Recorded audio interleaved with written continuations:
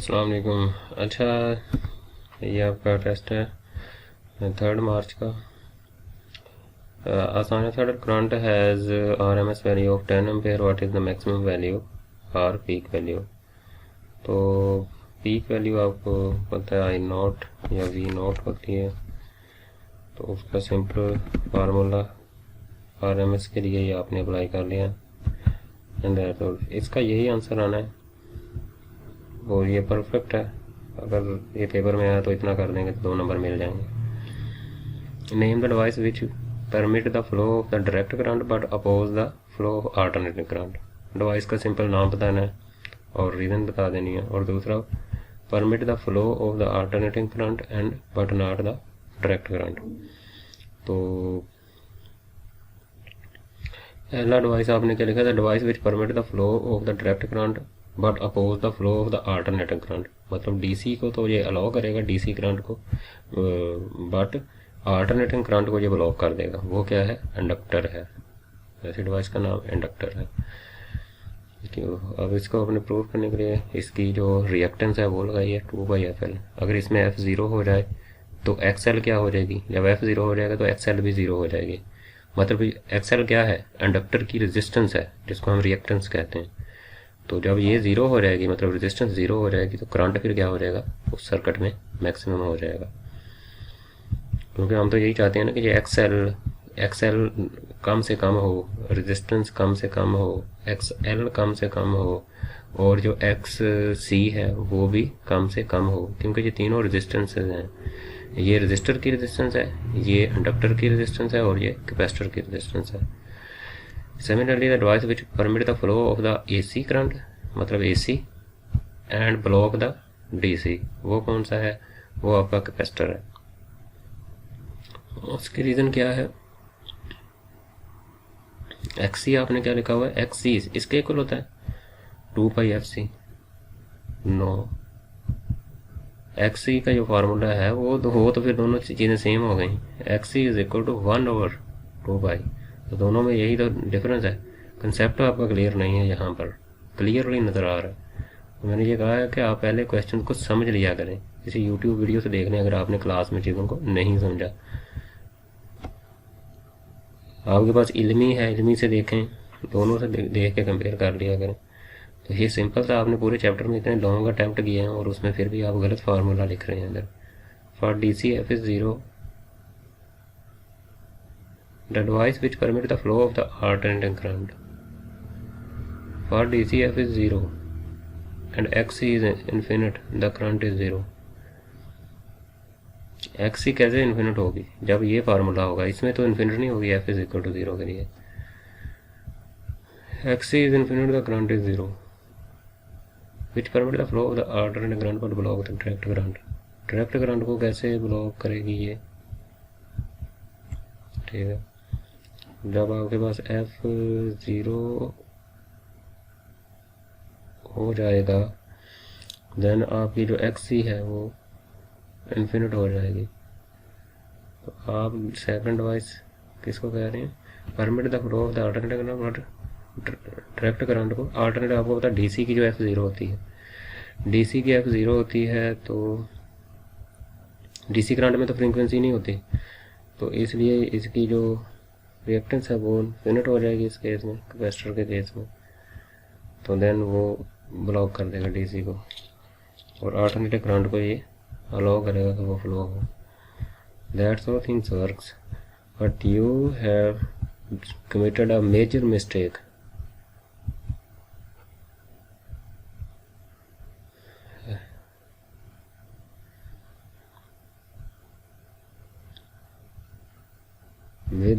Without सोचे समझे चीज़ों को ना किया करें।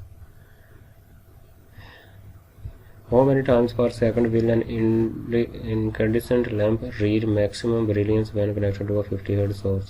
50 Hz मीन के 1 सेकंड में वो 50 टाइम्स एक साइकिल हो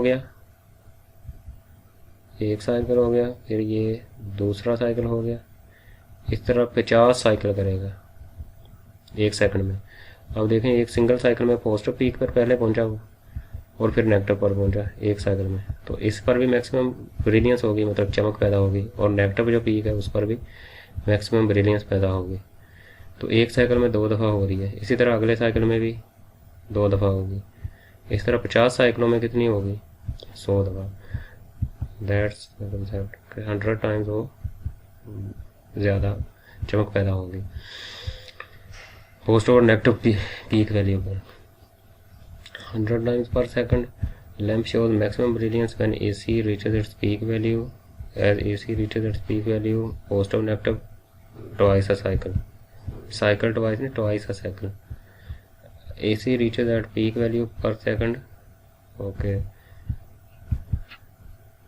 और यहाँ पे लिखें इसका पॉजिटिव पीक और नेगेटिव पीक यहाँ पर।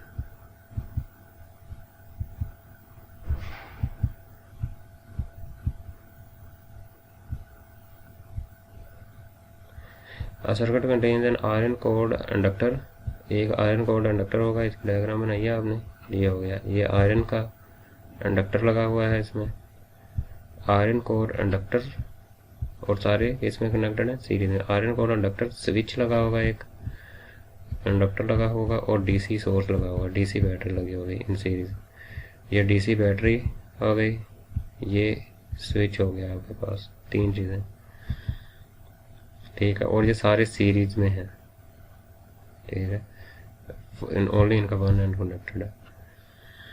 Explain why spark jumps across the contact switch. When the switch is close the current flows through the inductor and energy stored in it in the form of magnetic field, ठीक है, जब current flow करेगा magnetic field बन गया। When the switch is री open the energy stored and very high current spark jump across the switch is reopened the energy stored यहाँ से कुछ चीज़ मिसिंग है, आगे क्या लिखा हुआ है आपने? असल में मैग्नेटिक फील्ड चेंज होता है, मैग्नेटिक फील्ड बन जाता है जब आप स्विच को रीओपन करते हो, ओपन क्लोज करते हो, तो उसमें क्या होता है, जो आपका मैग्नेटिक फील्ड होता है वो चेंज होता है, मैग्नेटिक फील्ड की चेंज से करंट प्रोड्यूस होता है, वो असल में इस रीज़न है जो यहाँ पे आपने उसको अच्छे तरीके से एक्सप्लेन नहीं कर सके। तो ये जब आप आंसर लिख रहे होते हो तो इल्मी मैंने जैसे करवा भी दिया था एक चैप्टर का, आप लोग एफएससी के स्टूडेंट हो, ये चीज़ें आप खुद भी देख सकते हो, दोनों को रख के कुछ पॉइंट्स जो हैं बेहतर ऐड किया करें उसमें अगर कोई आपको मिले। How does doubling the frequency of the affect the reactance, ये तो पीछे क्वेश्चन आ चुका है इंडक्टर एंड, इसमें अगर फ्रीक्वेंसी आप डबल करोगे तो आपकी रिएक्टेंस भी डबल हो जाएगी। एफ की जगह पे 2F पुट करेंगे ना, जब आप एफ की जगह पे 2F पुट करेंगे तो वो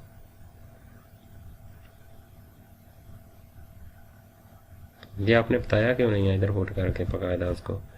XL is equal to 2/FL, जब आप एक्स ही डैश आप पुट करेंगे तो f की वैल्यू क्या हो जाएगी 2 और f की वैल्यू क्या हो जाएगी आपके पास, f डैश की वैल्यू पुट करेंगे जब तो ये x c नहीं होगा, x c डैश हो जाएगा, और यहाँ पे 2F पुट कर दें, 2F, यहाँ से आप एक 2 को कॉमन लेने बाहर, बाकी 2 को एज इट इज लिख दें, एक 2 मैंने ये लिख दिया और बाकी जो है वो 2πF लिख दिया। अब ये आपको पता है कि ये क्या चीज़ है 2πF, ये क्या चीज़ है, ये XL है, ये XL के बराबर है XL, तो इसकी जगह पे मैं XL लिख सकता हूँ, तो पहले वाला 2 ऐसे ही रहेगा और यहाँ पे इसकी जगह पे क्या आ जाएगा XL, तो ये बन जाएगा XL डैश, क्योंकि XL डैश हम फाइंड कर रहे हैं इधर, ये ऊपर भी XL होगा, XC नहीं होगा, तो इस तरह आया है। ये आपने क्या है जी उसको लिख दिया डायरेक्ट, लेकिन उसको इस इक्वेशन नंबर 1 में पुट नहीं किया f की वैल्यू को, देन जैसे मैंने पॉइंट को क्लियर किया है। The reactance of a capacitor is half, अब इसमें भी अगेन आपने ये लिख दिया, अब इसकी जो एफ है, एफ की वैल्यू वो आप कितनी पुट करोगे? एफ की वैल्यू अगर आप एफ डैश इसे कह लें, इसको आप पुट करेंगे, डबल कर देंगे इसको 2f, तो ये क्या लिखा हुआ है 2 ऊपर भी 2 नीचे भी 2, ये समझ नहीं आ रही यहाँ पे। उसमें भी आप पुट करके देखें तो ये आपके पास xc क्या बनेगा, xc इज इक्वल्स टू 1/2 पाई, और f की जगह पे मैं क्या पुट करूँगा 2f,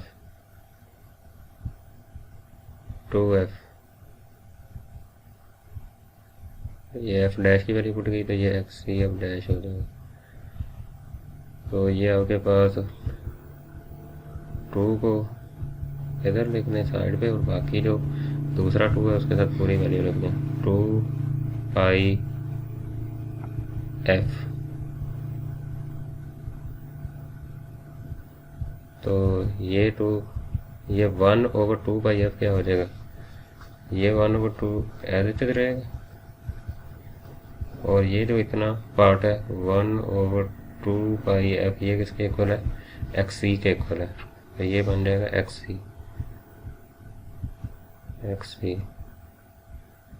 तो जो xc डैश है वो बन गया 1/2 xc, मतलब उसका कह लें कि हाफ बन गया। ये इधर नहीं आएगा, ये आपका इधर आएगा xc, क्योंकि आपने उसको पूरी को पुट किया। तो इसको हम इस तरह भी लिख सकते हैं xc/2,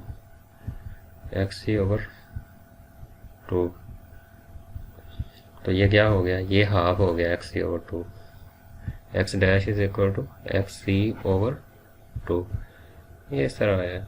ये आप क्या लिख रहे हो, आपको वो तो ठीक है इन्वर्सली प्रोपोर्शनल है, देन आपने f डैश की वैल्यू क्या पुट की है, 1/f तो नहीं पुट किया आपने, नई फ्रीक्वेंसी को आपने डबल करना है, ये क्या आप कर रहे हो, ये पुट होगी f dash is equal to. तो ये आपका कंसेप्ट है, फिर आप कहते हो नंबर नहीं आए, नंबर क्या आपको आएंगे, फजूल। उसने भी बिल्कुल ठीक किया हुआ, लेकिन कोई स्टेप मिसिंग है अगर, तो आपके पास दो क्लासें पड़ी हुई हैं, आपके पास यूट्यूब है, इवन कि आपको खुद भी करना चाहिए, आप वो आपस में भी डिस्कस कर सकते हैं, ठीक है। इस तरह के नाकस जो आंसर लिख रहे हो इसका तो कोई फ़ायदा नहीं है।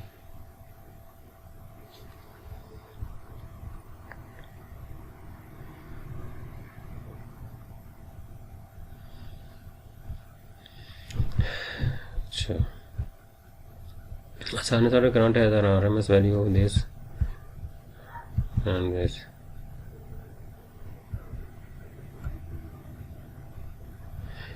Name the device which is same question. The device that will permit the flow of DC and opposes the flow of AC current is inductor 2 pi FL.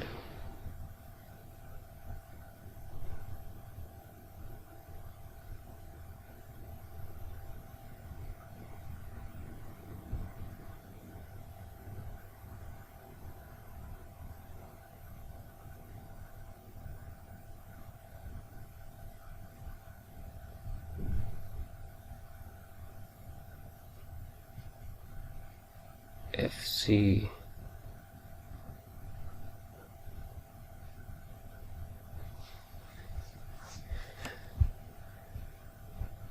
Okay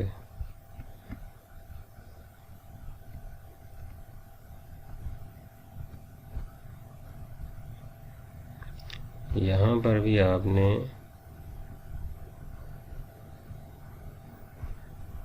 to pi F C नहीं आएगा यहाँ पर,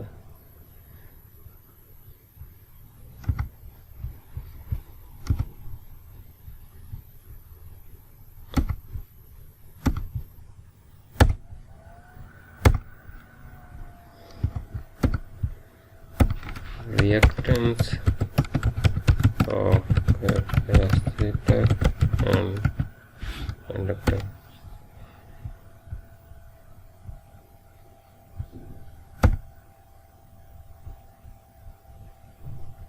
ये देखो तो x is equal to 1/2 by F C, X L is equal to 1/2 F L.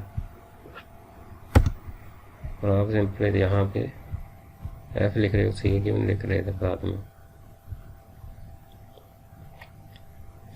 Formula गलत कर दोगे तो नंबर क्या आएंगे? नीचे तो रोल नहीं करते तुम लोग के कॉलेज में, क्या करते हैं?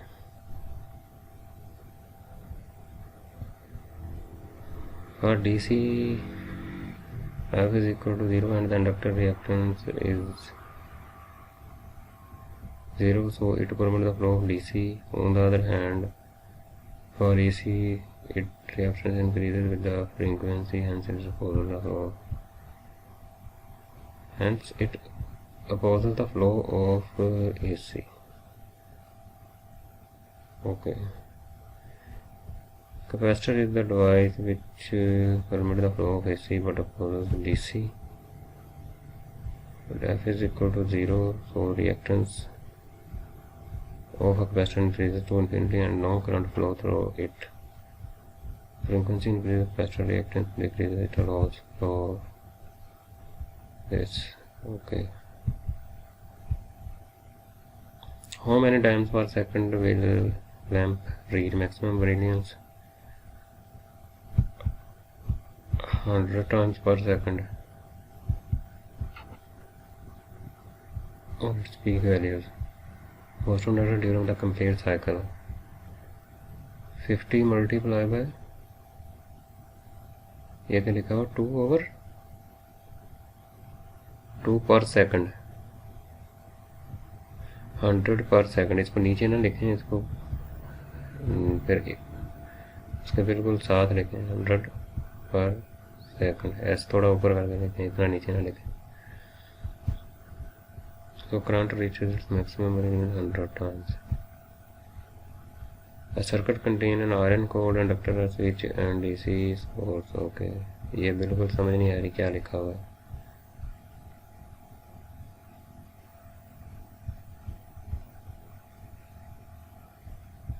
इसके आंसर को आप इल्मी से भी देखें, वो मैग्नेटिक फील्ड के चेंज वाली कहाँ बात है, और इसको आपने कहीं से समझा नहीं है। इसको पहले अंडरस्टैंड करें, इसके कंसेप्ट को, कि वो स्पार्क क्यों आता है स्विच के क्लोज और बंद जब करते हैं तब। Doubling the frequency affect the reactance of inductor. Double हो जाएगी, कैसे डबल हो जाएगी?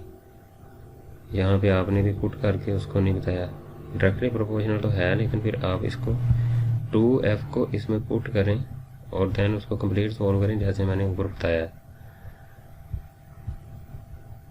ये मैंने इसका भी नीचे भी इसका भी कर दिया है, इसको भी पूरा पुट करें फिर ये प्रूफ होता है। ये नहीं कि बस हवा में छोड़ दो और सीधा लिख दो, या डायरेक्ट लिख दिया जी इतना आ गया।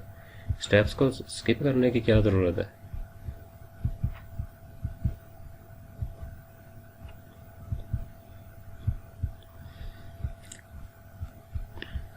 एक चीज़ आ रही है, ये चीज़ आ रही है, कैसे आ रही है आप उसको बताओ। ये ऐसे आ रही है, ये आपके सामने सॉल्व हुआ है।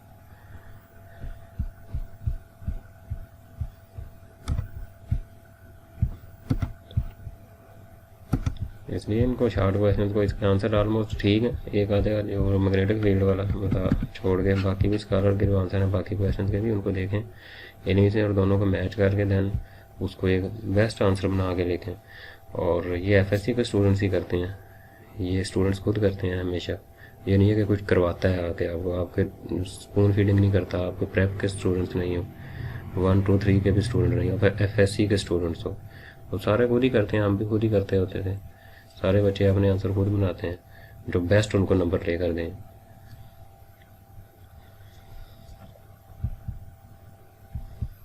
जान नहीं छुड़ानी होती इन चीज़ों से, ना जान छुड़ाई हुई नज़र आनी चाहिए।